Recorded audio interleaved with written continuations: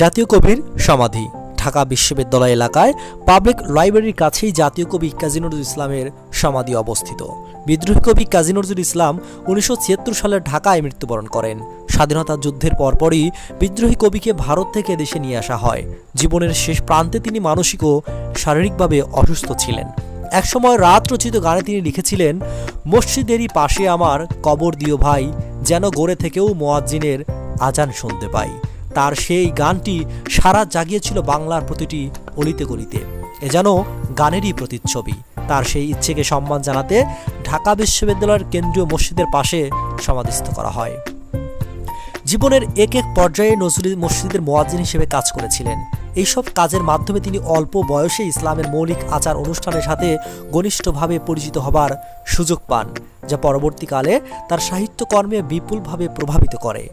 গানের মাধ্যমে ব্যক্ত শেষ ইচ্ছা অনুযায়ী কবিকে ঢাকা বিশ্ববিদ্যালয়ের মসজিদের পাশেই সমাহিত করা হয়।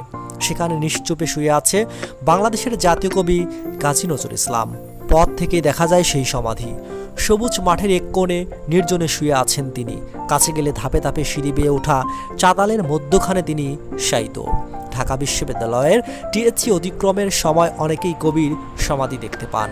সাহিত্যিক হিসেবে তিনি সকলের কাছে বিদ্রোহী, সাম্যবাদী এবং প্রেমের কবি হিসেবে বিশেষায়িত হয়েছেন। এর যথার্থ কারণও রয়েছে। তিনি তার লেখনীতে বারংবার ধনী গরিব, নারী পুরুষ এবং হিন্দু মুসলিমের দূরত্ব গোছানোর চেষ্টা করেছেন।